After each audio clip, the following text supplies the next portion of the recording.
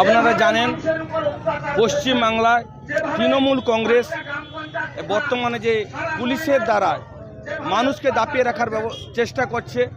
সন্দেশখালীতে দেখছেন যে কয়েকদিনের আমরা দেখলাম যে মিডিয়ার মধ্য দিয়ে যে নারী শক্তির উপর, মায়েদের উপর তৃণমূল কংগ্রেসের যে অত্যাচার, এলাকার মায়েদেরকে তাদের পার্টি অফিসে দিয়ে রাত যাপন করতে বাধ্য করছে। এর প্রতিবাদে পশ্চিমবাংলার বিজেপি পার্টির ডাকে যখন আন্দোলন কর্মসূচি শানিত হচ্ছে, তখন আমাদের রাজ্য সভাপতি মাননীয় সুকান্ত মজুমদার সন্দেশখালীতে গিয়েছিল। পুলিশের দ্বারা হেনস্থা হয়েছেন তিনি, তাই তিনার হেনস্থার প্রতিবাদে এবং সন্দেশখালীতে বিভিন্নভাবে যেভাবে এলাকায় মানুষকে 144 ধারা জারি করা হয়েছে, ইন্টারনেট পরিষেবা বন্ধ রাখা হয়েছে, মানুষকে যোগাযোগ করার চেষ্টা দিতে বাধা দিচ্ছে তৃণমূল কংগ্রেস, তার প্রতিবাদে।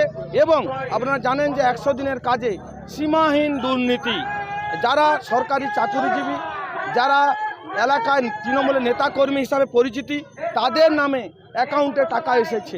সেই 100 দিনের কাজের টাকার প্রতিবাদে এবং সন্দেশখালী সহ সারা রাজ্যে মায়েদের উপর যে তৃণমূলী হামলা, তার প্রতিবাদে ভারতীয় জনতা পার্টির গজিনা এবং বাগচা অঞ্চল কমিটির ডাকে আজকে পেটোয়া মোড় থেকে গজি নায়কের মোড় পর্যন্ত ধিক্কার মিছিলের আয়োজন করা হয়েছে।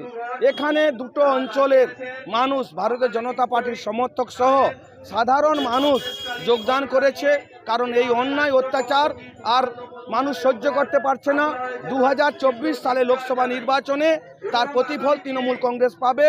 আমাদের সর্বভারতীয় সভাপতি মাননীয় অমিত শাহজি ঘোষণা করেছে, পশ্চিম বাংলা থেকে আমরা 35টা আসন নিয়ে জয়লাভ করে মোদিজিকে তৃতীয়বারের জন্য প্রধানমন্ত্রী গড়তে আমরা সাহায্য করব। চন্দন মণ্ডল, তমলুক সাংগঠনিক জেলা কমিটির সম্পাদক, ভারতীয় জনতা পার্টি।